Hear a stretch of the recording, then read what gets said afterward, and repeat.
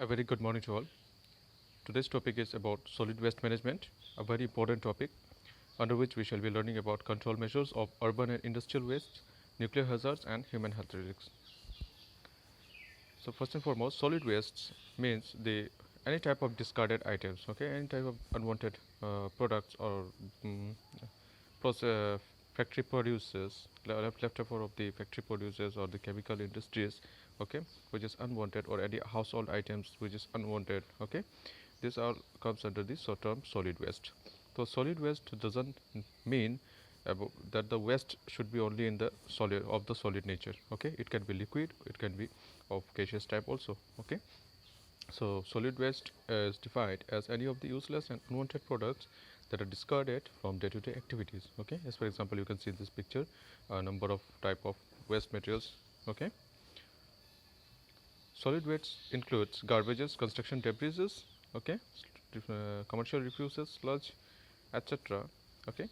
And mostly you can see in this picture the medical discarded items, the garbages, and any sort of the furniture type of discarded items, okay, which we leave it in the open ground, or which we discarded is of no which are of no use. All this comes under the term solid waste, okay. So basically the source of solid waste is industry, commercial mining, agriculture, household activities and community activities. So what are the causes or the sources of this type of solid waste?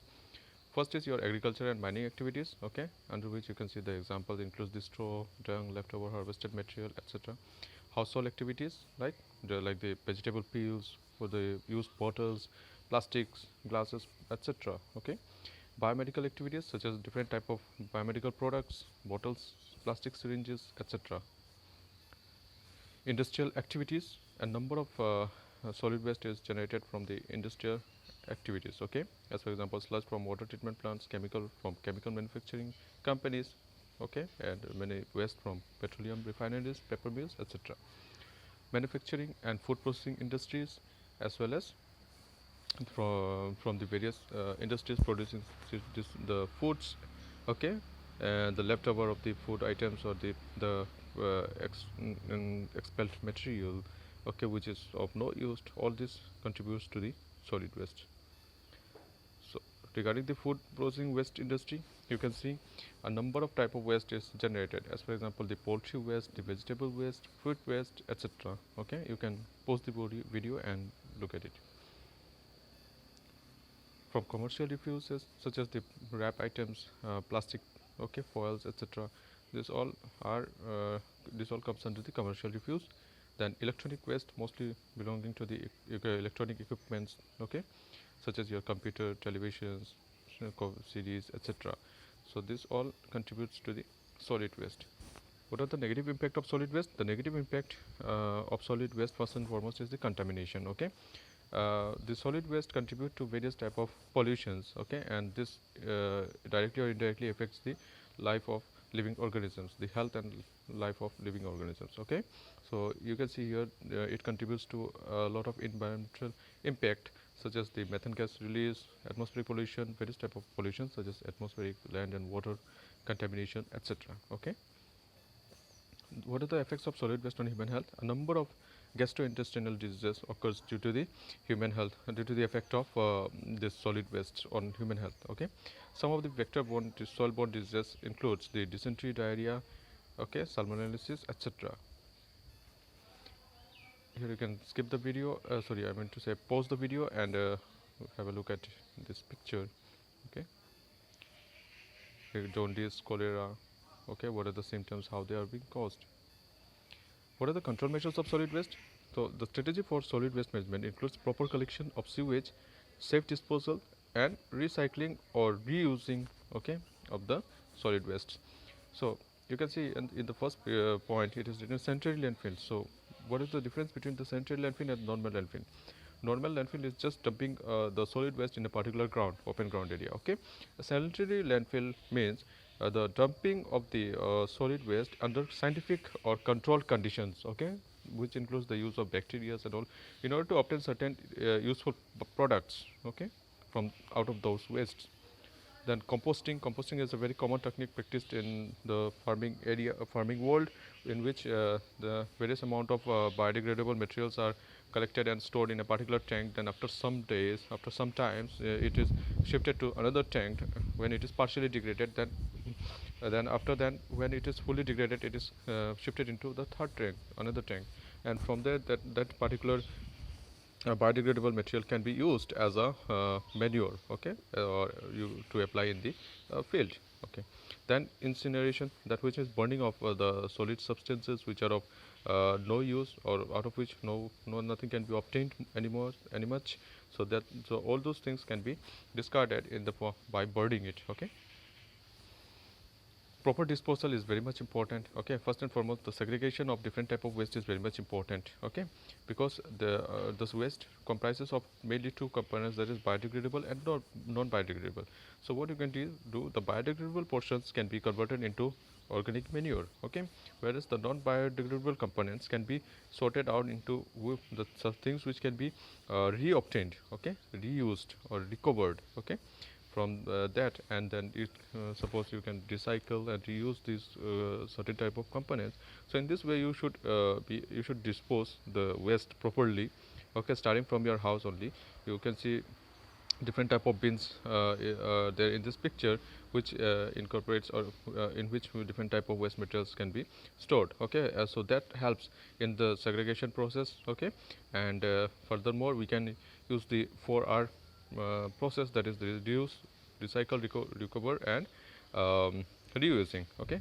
So what do you mean by the term reduce? Reducing means we should try to reduce the contribution of solid waste, okay, by ourselves, and then we can recycle, okay, then we can reuse certain type of materials, as for example in the Tokyo Olympics, okay, all the gold medals and bronze medals, they were made out of the mobile phones, electronics, gadgets, okay. The components were obtained from those items, and then we can recover. That means whatever the things are useful from that solid waste, whichever things are useful still can be used, can be recovered, okay. As for example, the Tokyo Olympics medals, okay, were prepared mostly from the recovered items of the discarded electronic waste. So in this way we can try to control the extent of the solid waste pollution. So we should follow the integrated solid waste management, okay, and it is very much beneficial, such as the waste which cannot be used, reutilized, or reused can be incinerated, okay, under controlled condition, and then the heat generated from that can be used for various purposes. The recycling, the composting, okay, after, as a result of which you can use it in the farm. Then special type of waste, okay, that means some special items which are discarded along with the waste can be reobtained.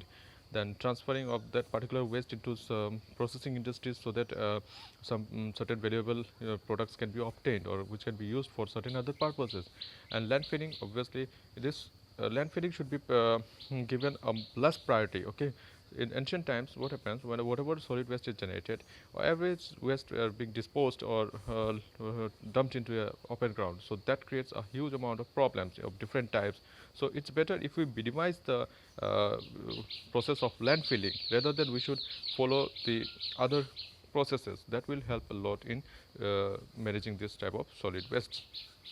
Then urban and industrial waste mostly refers to the waste generated from the urban areas, and to be specific, from the household and the industries, okay. This leads to a number of serious health issues and environmental issues if not disposed or treated or managed properly, okay. The origin of waste, that means here you can have an idea about the source of waste, okay, mostly from the mining industry, agriculture, forestry, other industries, wastewater treatment plants, construction, demolitions, household and commercial waste, okay. You can pause the video and just have a look at it. So like I said, food, vegetable, tea leaves, etc., mostly from the household these are all the household excluded items from the urban forms the urban solid waste, okay, and most of which cannot be degraded by the microorganisms, as for example the polythene bags, scrap materials, glass bottles, etc. They cannot be degraded naturally under normal conditions. So mainly the contributions of this sort of waste creates a huge amount of problems in our society. So increasing population, no doubt, is an important factor in the contribution of solid waste, because as the population increases, the utilization of various type of resources increases, and thereby contribution of waste also increases. Okay. So here you can see these are various type of waste material generated from the industries, various industries. Okay, you can pause the video and go through it. As for example, the sugarcane industry, they release these bagases. Okay, and the paper, from the paper mill industry, you can get a number of waste generated such as pulp. Okay, etc.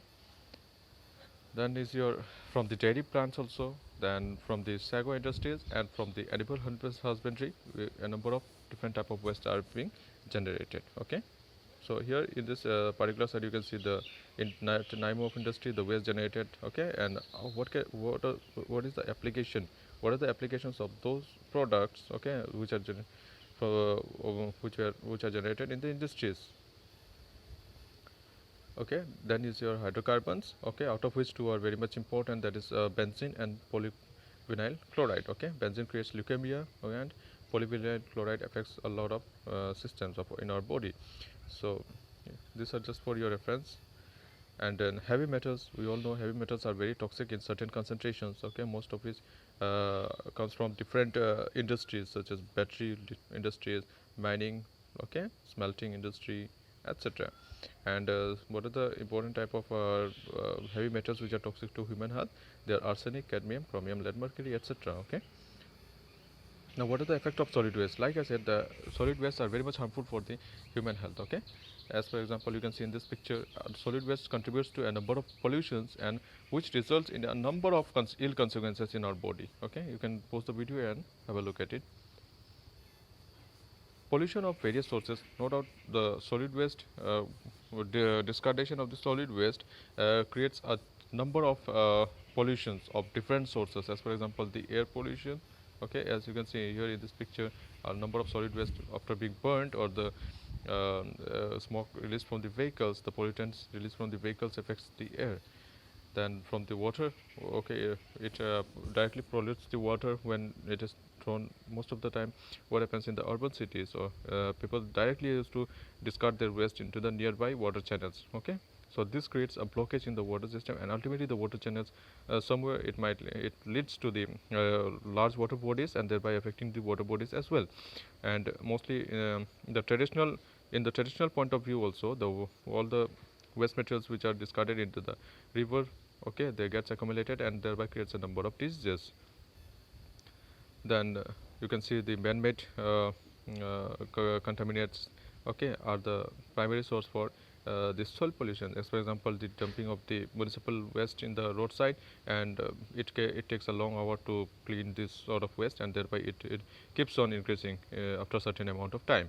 Then by demolition activities, okay, and by through just discardation of the unwanted items. Okay, so this sort of things, they contribute to this water, a number of pollutions. Okay, this particular picture states about the different type of agricultural pollutions. Okay, as for example, the dungs, the oil seeds, the leftover, etc. Okay, so after certain times, various vector-borne diseases or pathogens, okay, breed upon this sort type of waste, and creates a number of problems for the human beings. And of course there is a foul smell. Okay, visual pollution is there, difficulty in waste management. Obviously, if the in terms of labor, in terms of equipments, in terms of the timely discardation of the waste materials or processing of the waste materials, okay, these are some of the difficulties in waste management. Then obviously the solid waste are a source of harmful disease generations. Like I said, they act as a breeding ground for different type of pathogens, act as a breeding ground for pathogens. Okay, then what are the control measures? Okay, there are three important control measures for for controlling this type of solid waste. Okay, first and foremost is the source reduction. That means we should try to minimize the use of any type of solid waste. Then recycling or conversion, and the last one is the disposal. Okay, so source reduction. Okay, under this we can use the materials less. Okay, we can try to reuse the material if possible, and all those non biodegradable material should be processed in the industry, and if possible certain useful product should be obtained, or it should be recycled, okay, so that it can be reused. And conversion of the waste to energy process can be followed, okay, of the non-biodegradable materials, okay. Then recycling or conversion, like I said, it's suppose in this picture you can see the waste is collected and then transported to the particular plant where the waste is processed, under which it can be either converted, heat, or processed, okay, to just various sort of obtaining various sort of useful products such as the fuel, gas, or electricity, okay. Then disposal is very much important. How we are disposing the waste, okay, it's a very much important factor. So various sort of disposal methods are available, such as landfill, incineration, water waste compaction, vermicomposting, composting, biogas generation, etc. Okay. So this sort of method should be tends to minimize the effect of the harmful effects of this solid waste. Next is your nuclear hazards. By nuclear hazards, we mean the threat posed by the nuclear or radioactive materials. Okay, as for example, you can see most radioactive material when it undergoes decay. Okay, it emits a different type of radiation, such as alpha, beta, and gamma, and those particular radiations are very much harmful for the living organisms. Okay, so what are the major sources of nuclear hazards? There are two major sources: artificial sources and natural sources. Natural sources includes the cosmic rays, that is the rays which are coming from the outer space, okay, terrestrial radiations from radionuclides present in the crust of the earth, soil, air, and water. Artificial sources includes the man-made explosion, scientific experiments, okay, refining of platinum, uranium, thorium, etc. in nuclear power plants, okay. Then various sort of medical purposes used radionuclides or radioisotopes, okay. These are the artificial sources of nuclear additions hazards. Radioactive pollution, all these nuclear hazards, they create radioactive pollution, okay, that is pollution caused by the emission of energy above the certain value. Threshold value means it is a certain amount of value, okay, up to beyond which the emission of any radioactive substance makes it harmful for the living organism, okay. So as you can see, the toxic waste, radioactivity, biological hazard type of scenario is there in this particular picture, okay.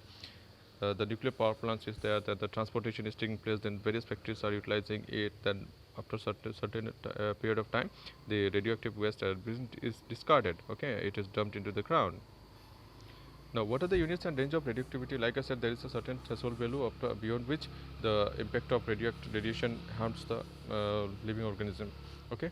So various units are used for denoting the extent of the radiation, okay. So it depends upon what are the on what aspects the radiation is being measured. So there are different type of units. For example, the amount of radiation, that is the radiation emitted by any given substance, is measured in terms of curie, okay. And the radiation dose absorbed by a person, okay, is measured in terms of red or gray. And the effective dose, that is how the organ the radiation receives, how the radiation is being perceived by a particular organ, okay, is measured by the unit sievert. And the exposure describes the amount of radiation traveling in the air, and it is measured in the by the unit coulomb or kilogram, okay. So here is a summary of all those units that I have stated. Okay, first is your radioactivity, the SI unit is becquerel, and the common unit is curie, based upon the name of a very famous lady scientist, okay, Miss Madame Curie. You can see here it is next one is absorbed dose, which is measured in terms of gray, red, dose of equivalent, sievert or RAM, and exposure, coulomb per kilogram or Roentgen. Okay, these are certain units by which we measure the amount of radioactivity. Now, so what is the penetrating power and range of effects on the human body? First and foremost, you can see there are mostly three type of major radiations that affect the human beings or living organisms. First is your alpha particle, having the penetrating power very much low compared to the beta particles. It is having a penetrating power slightly higher than the slightly more than that of the alpha particles, and then the gamma rays, which is having a very much high penetrating power. Okay, you can see the in this picture on the left picture, you can see the different type of radiations and the skin of the body or the body composition you can see over here. Okay, just a representation, and to what extent the rays penetrate inside our body. Okay, by this you can have an idea about how the radiation is very much harmful for human beings. So these are certain radioactive effects which are mostly measured in the sievert units. Okay, that is how the radiation is absorbed by the living body and how the organ react to it. Okay, so various type of organs such as eye, thyroid, lungs, stomach, etc. These are affected by the radiations, and how they are affected is written over here in this particular slide. You can pause the video and have a go look at it. So, what are the causes of nuclear radiations or nuclear hazards? Mostly it is out of the nuclear waste produced from the industrial, medical and scientific process that use radioactive materials, or either through accidental reasons. Okay. So, the various causes of nuclear hazards, okay, generation is nuclear accidents from nuclear power plants, mining activities, which elevates the radiation exposures, nuclear weapons used as a mass destruction like the Hiroshima and Nagasaki bomb dropping, natural radiations from various sources, research and academics, use of radioisotopes in medical fields. Okay, so here you can see the first one, the nuclear accidents from nuclear energy generation plants. Okay, three of the very important nuclear accidents recorded in our time is the Fukushima Daiichi nuclear disaster, okay, which is very much recent as compared to the others. That is in 2001 it occurred. Chernobyl disaster 1986 and 3 Miles Island accident in 1979. Okay, so the 3 Mile Island accident took place in the USA. Okay, the 3 Mile Island nuclear generating station in USA on 28 March 1979. Okay, due to the main reason for the accident was a combination of equipment failure and inability of the plant operators to understand at that particular situation. Okay,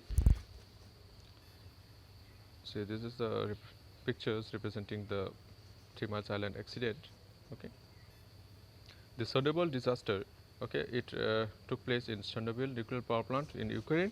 Okay, the main reason for this disaster was reactor design flaws and serious breach of protocol during simulated power outage safety test. Okay, they were undergoing a safety test for water turbine, and after which the disaster took place. Okay, it took place in 26 April 1986.